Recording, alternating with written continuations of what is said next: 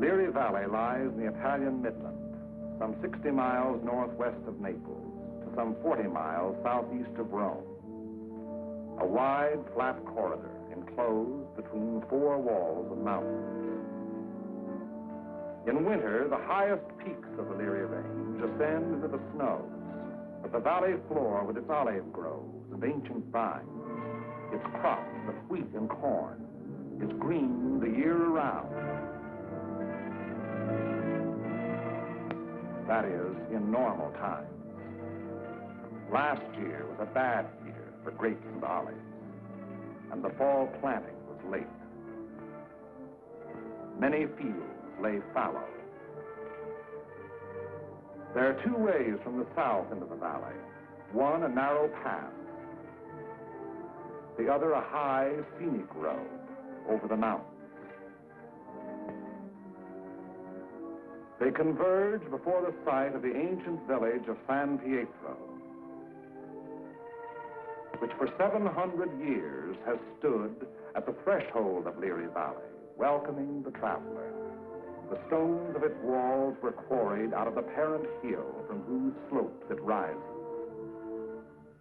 Population 1,412 at the last census. A farming community. Patron St. Peter. Point of interest, St. Peter's, 1438. Note interesting treatment of chancel.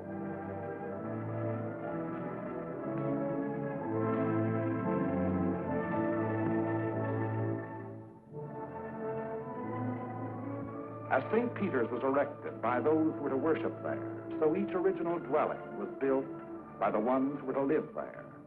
And this practice has endured down through the centuries. The Italian peasant is a born mason. He cuts and lays and mortars in the stone with great skill and patience, building not for himself alone, but for future generations.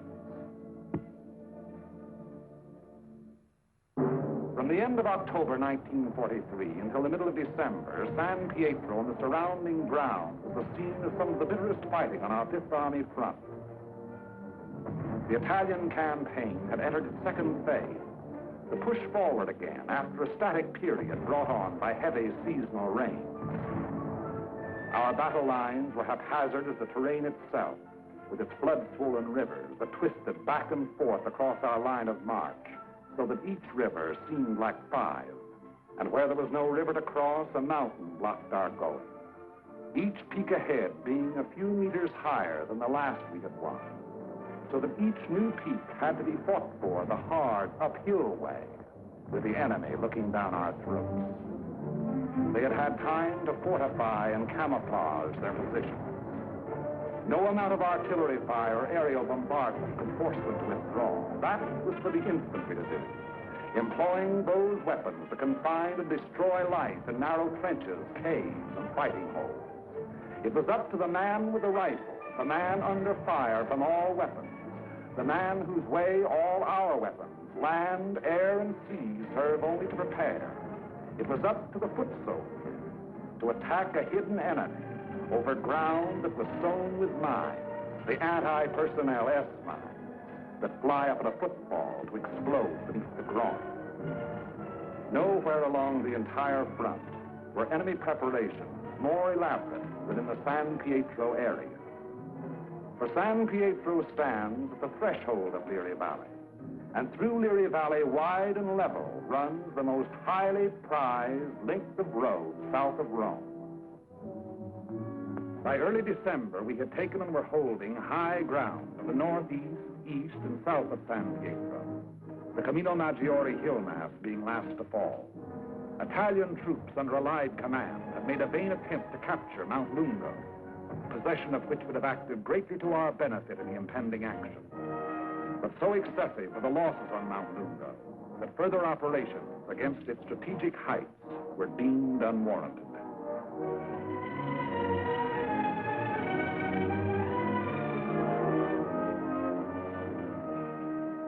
It was thereon determined to make a direct frontal assault on enemy positions around and within San Pietro. The battalions of the 36th Texas Infantry Division were rotated from position to position overlooking the valley, so the troops might study the terrain ahead from various viewpoints.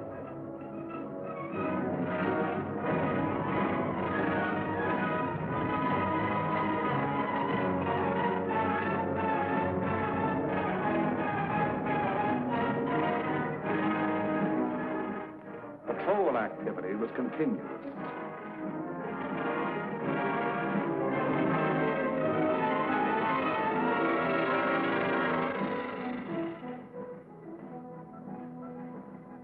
Day and night, units went out to reconnoiter the ground, draw fire, take prisoners, thus adding to the sum of our information about the enemy.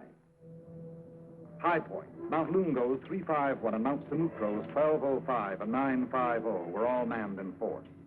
The town itself was strongly garrisoned with numerous mortar, machine gun, and heavy weapon emplacements. 4 enemy battalions were dug into a line of connecting trenches and mutually supporting pillboxes in depth that extended from the base of Mount Lungo, northeast across the valley floor to the base of Mount Sammucro. Another battalion was organized to defend the high ground northwest of San Pietro. Areas before these positions were heavily mined and held a confusion of barbed wire and booby traps. On the afternoon before, D-Day and H-Hour were communicated to battalion commanders.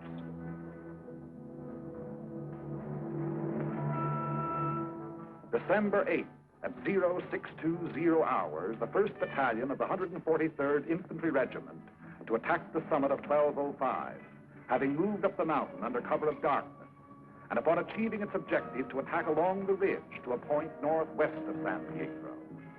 The 3rd Ranger Battalion likewise to attack 950, another feature of the Mount Sammucro hill mass. The 2nd Battalion of the 143rd to attack over the terraced olive orchards northeast of San Pietro. The 3rd Battalion acting in support to follow the 2nd at 400 yards. Of the original force to establish the beachhead of Salerno, the 143rd had since spent all but a fortnight in action under extremely bitter weather conditions. At Salerno, at the Volturno crossing, it had taken mortal punishment. The task ahead promised no less bloodshed, yet it was undertaken in good spirits and high confidence. The 1st Battalion began the long, rugged climb up Mount Sammucro.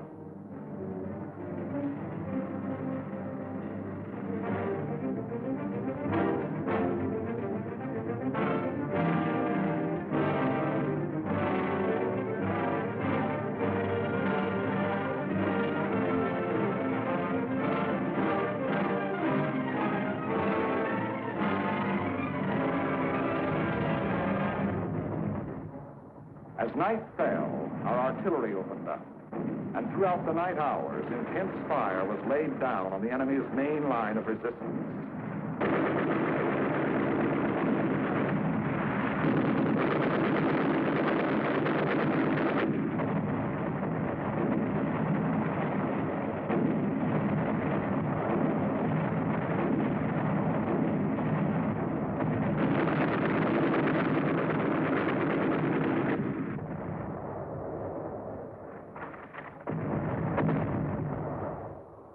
It had rained most of the night, and it was raining at H-Hour, and the 2nd and 3rd Battalions crossed the line of departure.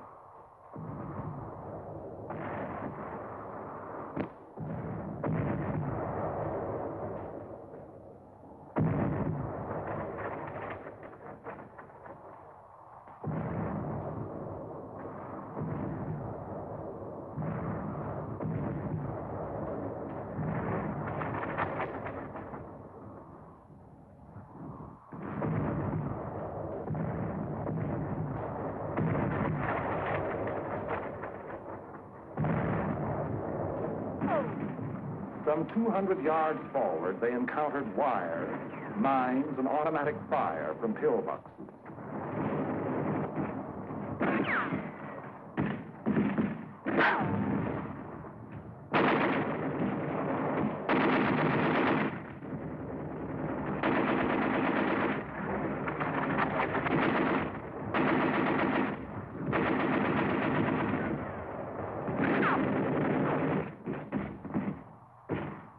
veteran artillery were deadly accurate by reason of excellent enemy observation from Mount Lungo, overlooking our advance, which continued another 200 to 400 yards.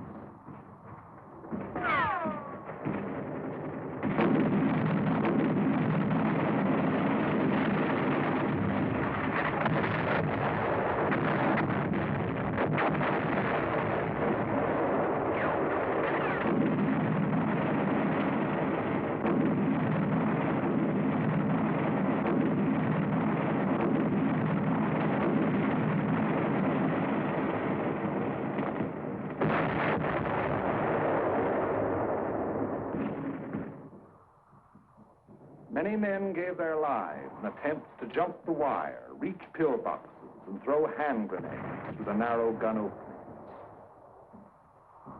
The 3rd Battalion was committed.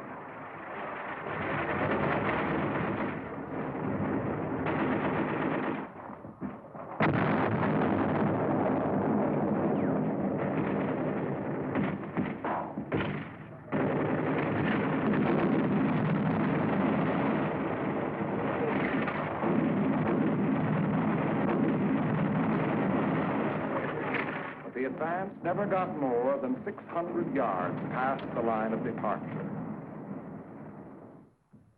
Our initial assault on San Pietro had been repulsed with heavy casualties.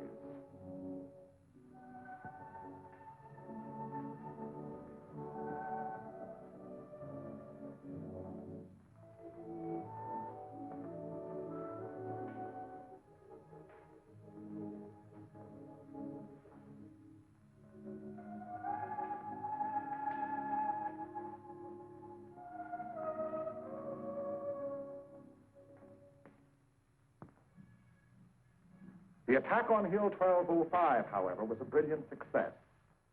Leading elements of the 1st Battalion had gained the summit of the objective before a strongly entrenched enemy knew that an assault was in progress.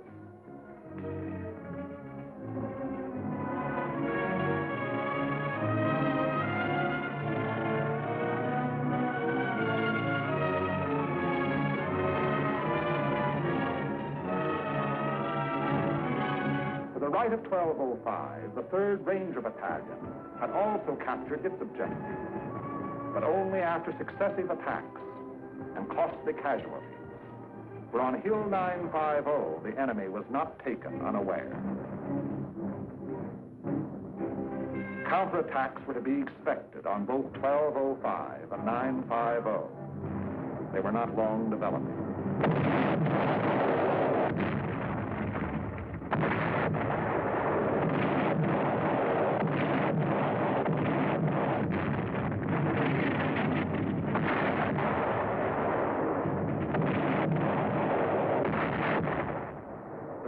Launched during the early daylight hours, and even as it was beaten off, another took form.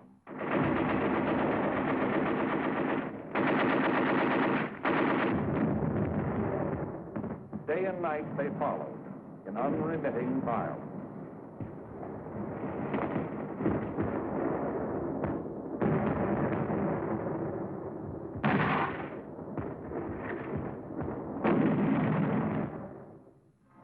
The toll of enemy dead mounted with each new attempt.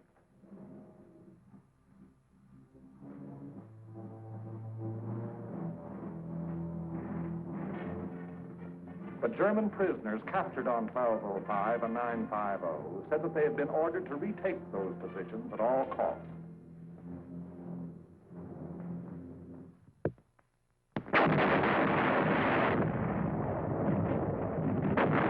Acting in excellent cooperation, the artillery's supporting power disrupted numerous enemy counterattacks while they were in the process of being formed.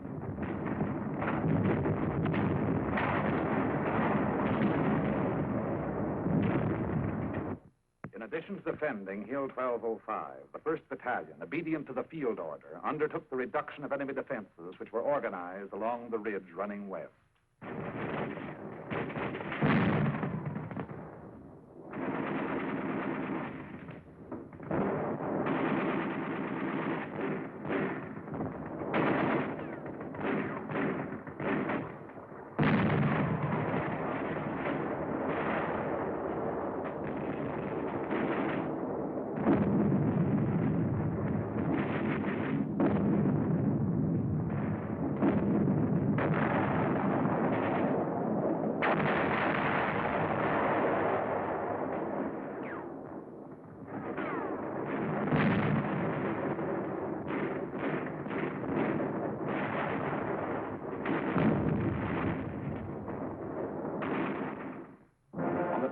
December, the 1st Battalion was reinforced with the 504th Parachute Battalion, which took over and maintained the defenses of 1205 and 950, thereby enabling the 1st Battalion to throw its entire remaining strength into the assault along the ridge.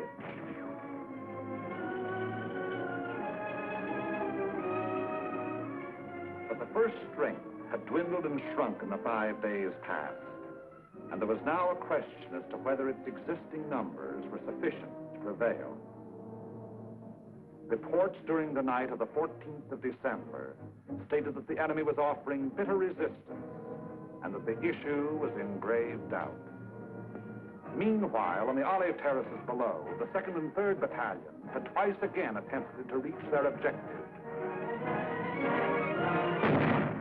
Both times they had come up against a wall of automatic weapon, mortar, and artillery fire.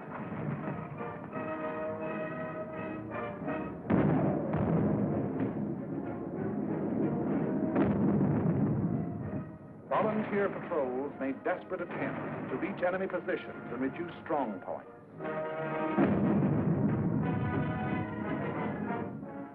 Not a single member of any such patrol ever came back alive.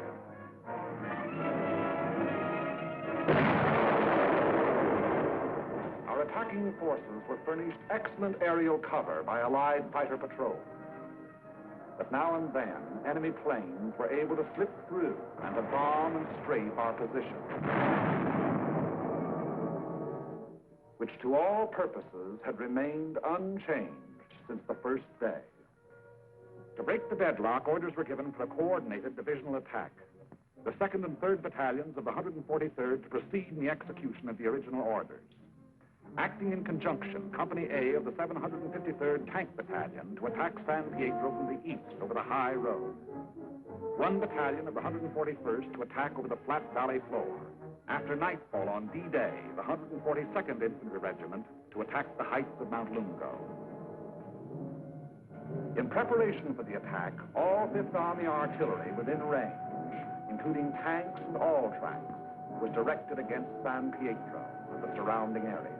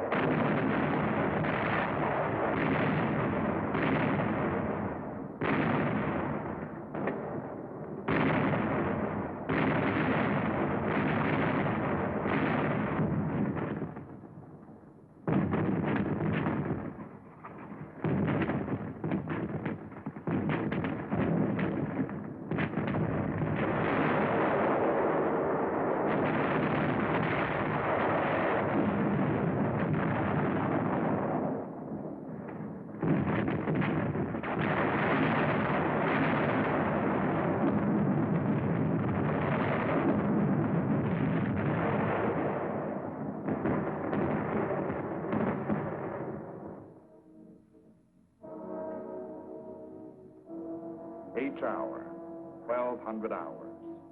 D-Day, the 15th of December. The 141st Infantry advanced some 400 yards from its line of departure, to be borne down and held powerless under the weight of enemy fire.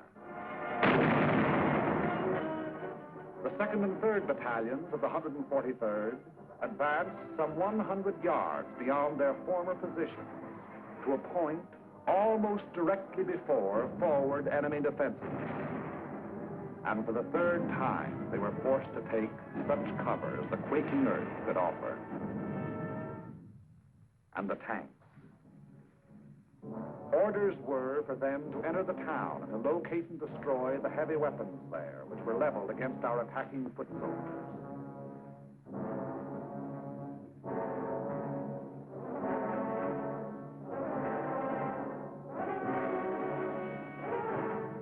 The high road into San Pietro was a narrow mountain road, and from the beginning of its winding descent into Leary Valley, it was under direct enemy observation.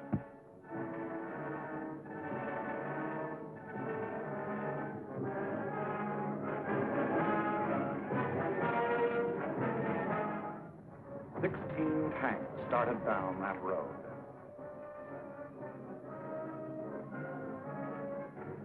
Three reached the outskirts of the town.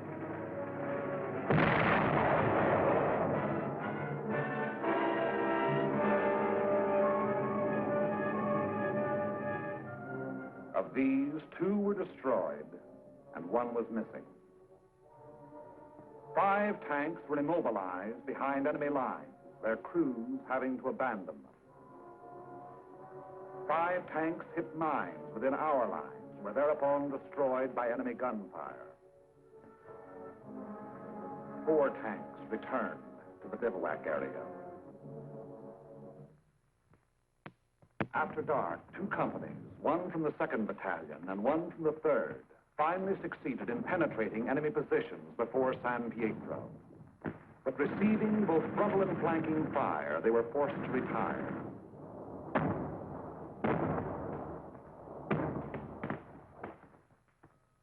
Company E having been reduced in strength to 8 riflemen, and Company L faring little better.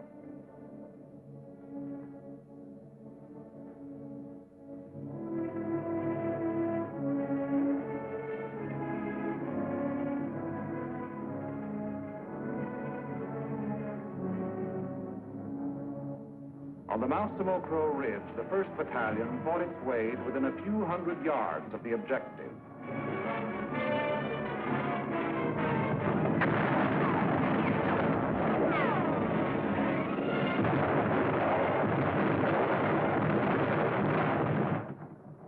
But it had paid for ground gained at the rate of a man a yard, and it did not have strength to carry the fight any further forward. On Mount Lungo, however, despite bitter resistance, battalions of the 142nd in successive waves kept pushing upward.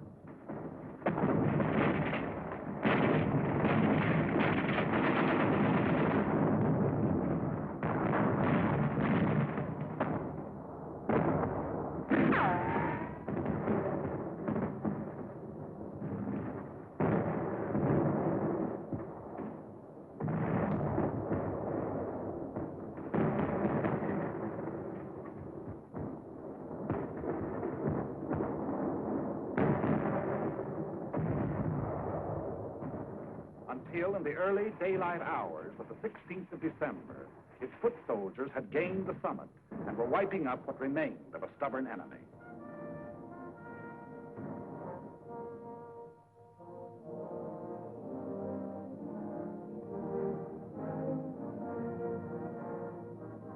And that height proved to be a key position in the enemy plan of defense. For even as Mount Lungo fell, the enemy throughout the San Pietro area made preparations to withdraw. Almost invariably, the enemy will counterattack to cover the withdrawal. The first violent thrust was delivered within a few hours.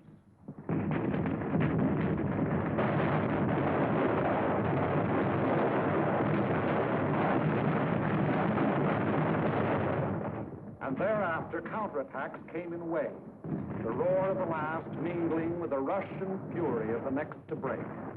Many companies lost all their officers. Enlisted men came forward as inspirational leaders to rally their battered companies into resisting yet one more onslaught.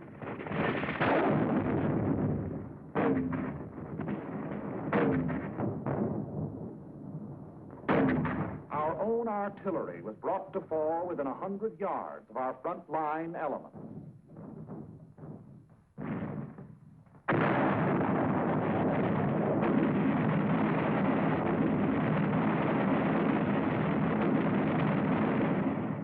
After 5 hours, during which the earth never ceased to tremble, counterattacks ended, indicating that the withdrawal of the enemy's main body had commenced.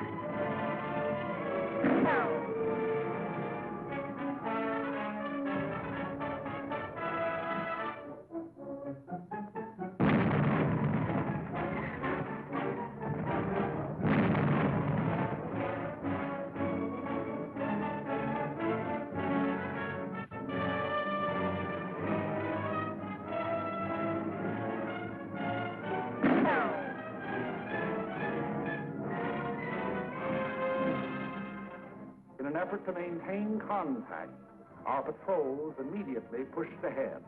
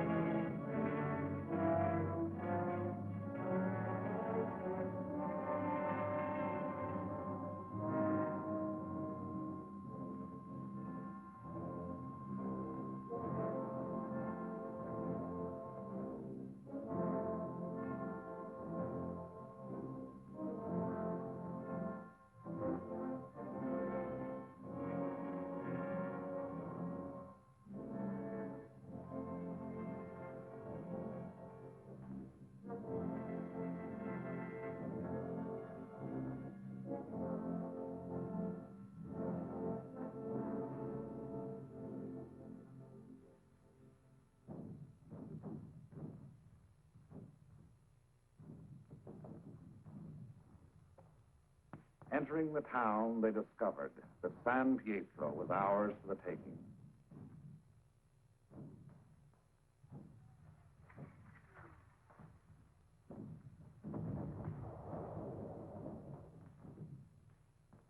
The 2nd and 3rd battalions, less than a rifle company in strength, weary to death who were alive, stumbled forward past San Pietro to consolidate gains and reestablish contact with the enemy, now taking up new positions some 5 kilometers beyond.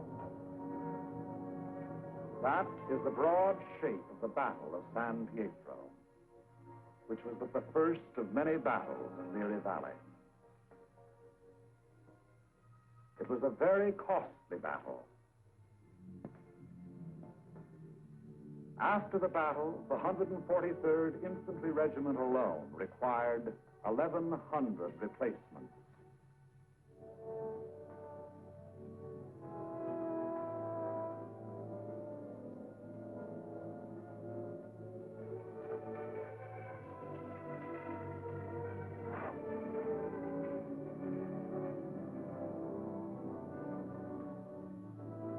The lives lost were precious lives. To their country, to their loved ones, and to the men themselves. For the living of the 143rd Infantry Regiment, more than 100 decorations for acts of valor above and beyond the call of duty. Many among these you see alive here have since joined the ranks of their brothers in arms who fell at San Pietro. For ahead lay San Pietro and the Rapido River and Casino, and beyond Casino more rivers and more mountains and more towns, more San Pietros, greater or lesser, 1,000 more.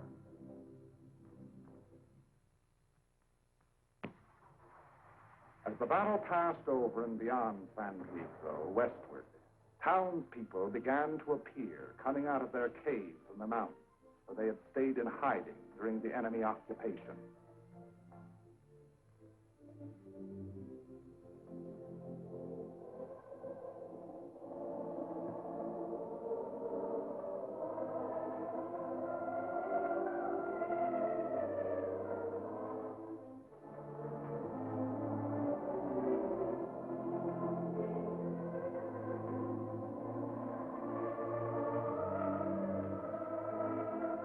They were mostly old people and children.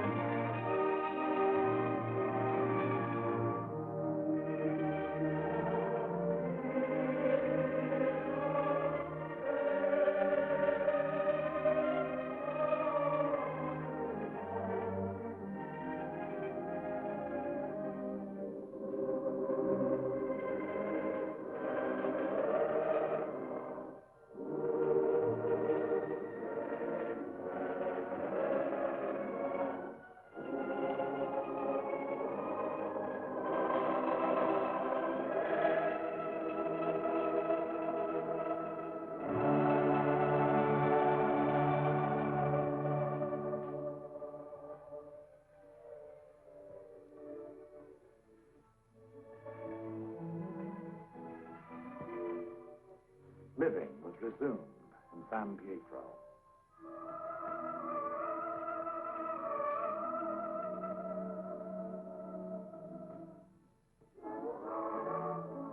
Children are able to forget quickly. Yesterday they wept. Today there are smiles and even laughter. Tomorrow it will be as though the bad things had never happened.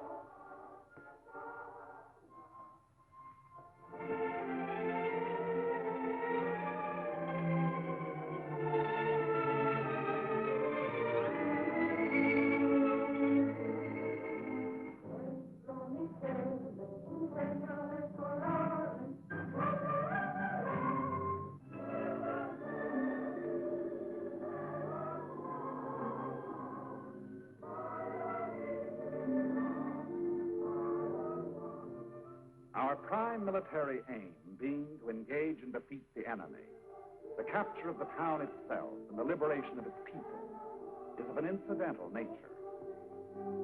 But the people, in their military innocence, look upon us solely as their deliverers. It was to free them and their farmlands that we came. Behind our lines, southwest to the sea, the fields are green with growing crops planted after our coming by other people of other towns who believe likewise.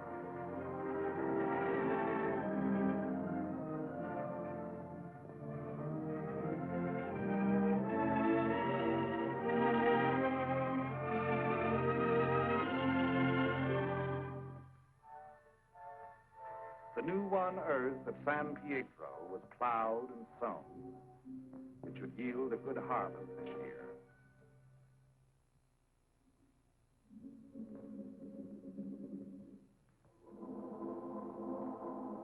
And the people prayed to their patron saint to intercede with God in behalf of those who came and delivered them and passed on to the north with the passing battle.